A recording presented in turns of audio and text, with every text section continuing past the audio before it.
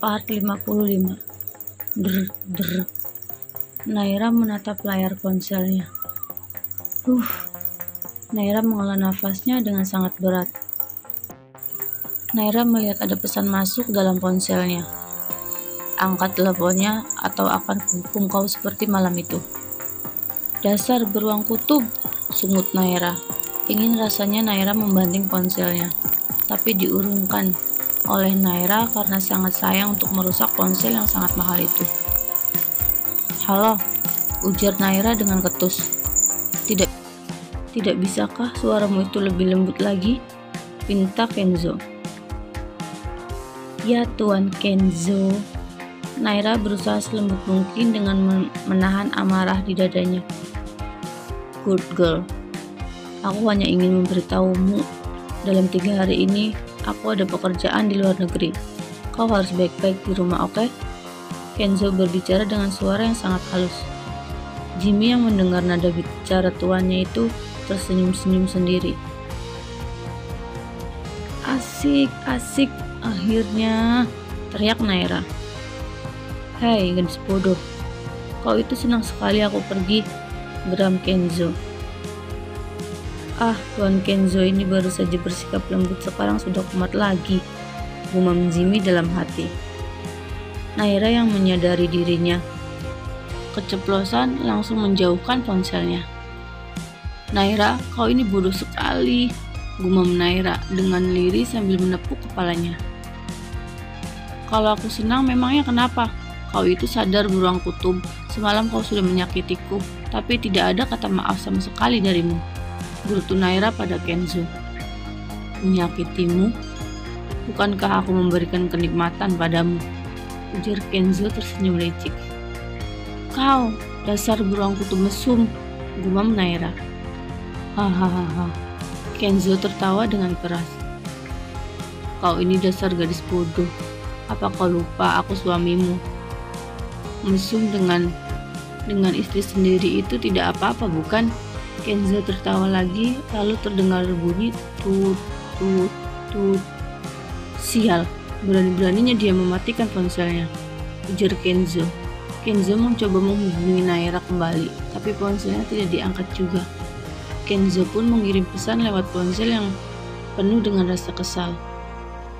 Angkat teleponnya atau aku akan langsung pulang dan mengulanginya lagi seperti semalam. Naira yang membaca pesan dari Tuan Kenzo langsung mengangkat telepon dari Tuan Kenzo. Mau apa lagi, Tuan? Tanya Naira. Kau berani sekali menutup ponsel dariku, geram Kenzo.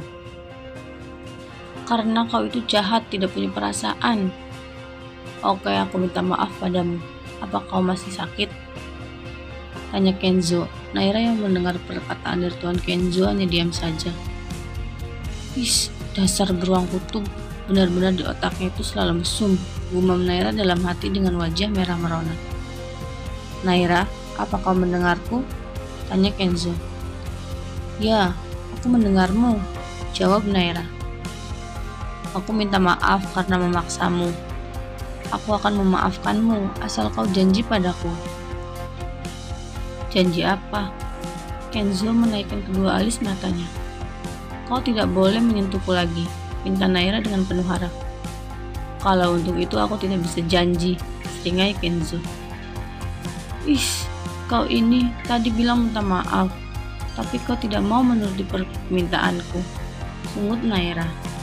Kau boleh meminta apapun selain yang tadi, ujar Kenzo. Oke, aku ada 2 permintaan. Yang pertama, aku mau kau tidak menghalangi kegiatanku. Aku ingin bertemu temanku, aku mau jalan-jalan apapun kegiatanku. Dan yang kedua, aku ingin kau berjanji jika kau mau melakukannya lagi kau harus izin dulu. Meminta izin dulu padaku, tidak dengan paksaan. Naira berbicara dengan sangat tegas. Oke, poin yang pertama kau boleh melakukan apapun, tapi tidak untuk bekerja. Kau boleh bertemu dengan temanmu, tapi tidak dengan teman pria. Poin kedua, kalau aku meminta izin dahulu, kau tidak boleh menolaknya, ujar Kenzo tersenyum penuh kemenangan. Kau ini. Lalu apa gunanya ada poin kedua? Sungut Naira. Hahaha. Kenzo pun tertawa keras. Ingat, semalam aku tidak ada, kau harus mengabari aku, apapun kegiatanmu itu, ujar Kenzo. Ya Tuan, Naira menghela nafasnya. Berarti hari ini aku boleh pergi keluar? Tanya Naira dengan wajah yang bahagia. Pergilah dan gunakan kartu yang sudah kuberikan untukmu. Kode passwordnya tinggal tanggal pernikahan kita, ujar Kenzo. Oke, jawab singkat Naira lalu menutup ponselnya. Dasar gadis bodoh, selalu menutup ponselnya begitu saja, gumam Kenzo. Namun ada senyum di wajahnya. Sifat Naira seperti itulah yang membuat Kenzo menyukainya. Entah dari kapan, sebuah rasa yang sulit diartikan. Naira mampu membuatnya merasa kesal dan bahagia di saat yang bersamaan. Naira tidaklah secantik dan seseksi Angel ataupun wanita lainnya yang mendekatinya. Namun wajah Naira begitu manis, seperti Ale, gumam Kenzo dalam hati. Di sebuah rumah sakit B internasional. Tuan, apa kau baik-baik saja? Ujar Jimmy karena melihat tuannya melamun. I'm fine, jawab Kenzo dengan singkat. Jim, selama aku di rumah sakit, suruh para bodyguard untuk menjaga Naira, perintah Kenzo. Baik Tuan, jawab Jimmy. Drrrr, bunyi ponsel Kenzo. Kenzo langsung mematikan ponselnya. Apa itu Nyonya Angel? Tanya Jimmy. Jawab Kenzo singkat. Jim, segera kau urus perceraianku dengan Angel. Bawa semua bukti yang kita pegang, perintah Tuan Kenzo. Satu lagi, kau bawa Pak Lee ke mansion utama.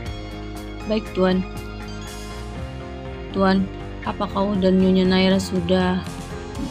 Tanya Jimmy sambil tertawa menggoda. Kau mau mati ya?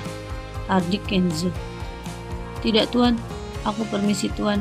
Aku akan memeriksa semuanya agar operasi Tuan berjalan dengan lancar, sehingga cepat mempunyai Kenzo Junior, gumam Jimmy sambil berlalu pergi dengan tertawa. Kau, oke Kenzo. Kenzo Junior, gumam Kenzo dengan wajah tersenyum. Kenzo kembali mengingat kejadian malam itu. Ya, walaupun sedikit memaksa, akhirnya Naira berhasil dimilikinya. Kenzo masih mengingat betul setiap detailnya. Begitu manis rasa ciuman dan itu begitu membara setiap sentuhan yang terjadi. Gadis bodoh, gumam Kenzo. Shit, umpat Angel. Di mana mereka? Angel merasa heran karena kemarin Kenzo dan Naira tidak pulang ke rumah. Aku tidak boleh sampai lengah lagi. Sepertinya mulai saat ini aku harus waspada pada gadis kampung itu. Angel mengendarai mobilnya dengan sangat kencang. Tujuannya hanya satu, mencari Kenzo. Kenzo pasti ada di kantornya, gumam Angel. Naira yang merasa sangat bebas karena Tuan Kenzo sedang berada di luar negeri. Mudah-mudahan beruang kutub itu nggak cuma 3 hari perginya, kalau bisa selamanya. Naira tersenyum sendiri karena tahu Tuan Kenzo tidak ada. Maka Naira harus menjalankan semua rencananya. Ia mengambil ponselnya. Nov, lo lagi sibuk nggak? Temenin gue yuk, kita jalan-jalan. Gue bakalan traktir lo deh, ujar Naira. Seriusan, lo mau traktir gue? Tanya Novi. Gua rius, canda Naira. Tapi lo harus bantu gua, pinta Naira. Bantu apaan? Tolong lo beli pil KB yang banyak, terus lo masukin ke botol. Terus lo masukin ke dalam botol suplemen vitamin. Bisa kan Nov? Pinta Naira. Pil KB? Untuk apa Nay? Jangan-jangan lo sama Tuan Kenzo udah... Novi pun tertawa. Berisik lo. Udah gak jadi gue traktir lo, pakik Naira. Duh, segitu aja lo ngambek. Oke, gue bantuin lo, ujar Novi masih dengan menahan tawa. Kita ketemuan di cafe C, oke? Oke, jawab Novi. Ponsel pun ditutup. Aku nggak boleh hamil. Aku harus cari cara lagi supaya bisa lepas dari pernikahan kontrak ini. Walaupun ujung-ujungnya harus jadi janda, gumam Naira. Ia pun menghela nafasnya yang panjang. Novi yang teringat Pak Dion langsung menghubungi Pak Dion. Novi memberitahu bahwa ia akan ketemuan dengan Naira di Mall X. Aku harus bertemu dengan Naira, gumam Dion. Dion merasa begitu senang sudah mendapatkan kabar dari Novi. Dion begitu merindu Naira, wanita yang selama ini sangat dicintainya. Tanpa ia sadari, sudah cukup waktu yang terbuang antara dia dan Naira. Dion tak mau membuang kesempatannya.